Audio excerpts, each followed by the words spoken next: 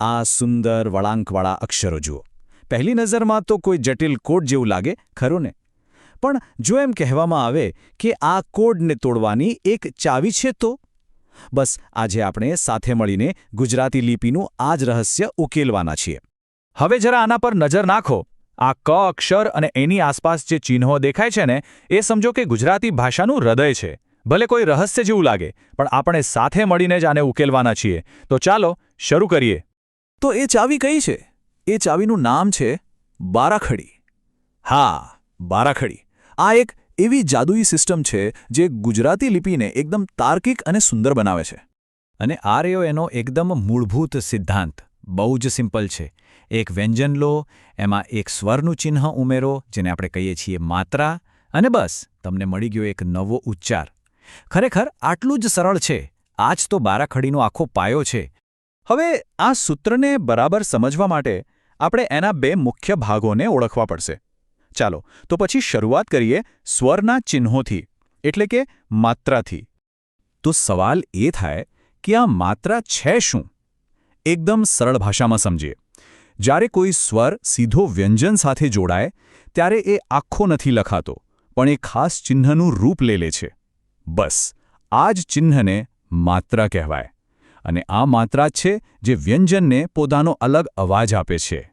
ચાલો હવે આપણે પહેલા 6 સ્વરો અને એમની માત્રાઓને જોઈએ. સૌથી પહેલો છે અ. હવે એનો પોતાનો અવાજ તો છે, પણ એની કોઈ અલગ માત્રા કે ચિહ્ન નથી હોતું.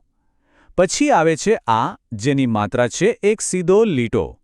એના પછી છે ઈ અને ઈ, એક નાનો અને એક મોટો. અને બરાબર એ જ રીતે ઉ અને ઉ, જેમના ચિહ્નો વ્યંજનની નીચે લાગે છે. સરસ. હવે બાકીના સ્વરો તરફ જઈએ. એ અને ઐ.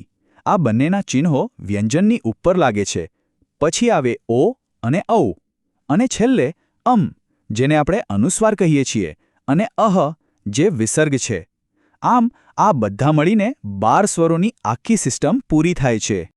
ઓકે, તો ચાલો હવે થોડું ઊંડાણમાં જઈએ. હવે સમય છે આ ઉચ્ચારણના ગણિતને પ્રેક્ટિકલી જોવાનો. અહીં જ બધી વાત સાવ સ્પષ્ટ થઈ જશે. તો આ સિદ્ધાંત કામ કેવી રીતે કરે છે? ચાલો જોઈએ. ધારો કે આપણી પાસે વ્યંજન ક છે. એમાં જ્યારે આની માત્રા જોડીએ તો શું બને? કા. બરાબર. હવે એ જ કમાં ઈની માત્રા ઉમેરીએ તો બની જાય કી. જોયું? વ્યંજન તો એનો એ જ છે, પણ માત્રા બદલાઈ અને આખો ઉચ્ચાર જ બદલાઈ ગયો. ચાલો હજી આગળ વધીએ અને જોઈએ કે આખી વાત કઈ રીતે આગળ વધે છે. હવે આપણે આ જ ફોર્મ્યુલાને એક વ્યંજન એટલે કે ક પર લગાવીશું અને એનાથી બનતા બધા જ અલગ અલગ ઉચ્ચારો જોઈશું. અહીં જુઓ, આખી સિસ્ટમ આપણી સામે છે. ચલો આપણે સાથે મળીને કની આખી બારાખડી બોલીએ. ક, કા, કી, કી, કુ, કુ, કે, કઈ, કો, કૌ, કન, કહ. જોયું ને? એક વ્યંજન અને 12 માત્રાઓ, અને એમાંથી બની ગયા 12 સાવ અલગ ઉચ્ચારો. પણ આ બધું જાણવું શા માટે જરૂરી છે? આ કંઈ ખાલી સ્કૂલની કસરત નથી. આ તો ભાષાને સાચી રીતે વાંચવા અને બોલવાનો પાયો છે, એનું ફાઉન્ડેશન છે. એમ સમજો કે આ અક્ષરો શબ્દો બનાવવા માટેની ઈંટો છે. અને જુઓ, આ મહેનતનું પરિણામ અહીં દેખાય છે. આપણે જે અક્ષરો શીખ્યા ને, ક, કા, કી, કુ, કે, એ જ હવે કમળ, કાગડો, કિતાબ, કૂતરો અને કેરી જેવા સાચા શબ્દો બનાવે છે. હવે લાગે છે ને કે આ કોડ ખરેખર કોઈ અર્થ આપી રહ્યો છે. તો આ બધા પરથી એક વાત તો પાકી છે. માત્રામાં થયેલો એક નાનકડો ફેરફાર પણ આખો ઉચ્ચાર અને શબ્દનો મતલબ બદલી નાખે છે. સીધું ગણિત છે. ચિહ્ન બદલાયું એટલે અવાજ બદલાયો, અને અવાજ બદલાયો એટલે આખો શબ્દ જ ફરી ગયો. આ જ કારણ છે કે બારાખડી શીખતી વખતે ચોકસાઈ રાખવી ખૂબ જ જરૂરી છે. અને અંતમાં આપણે આ વિશ્લેષણને એક બહુ જ મહત્વના વિચાર સાથે પૂરું કરીશું.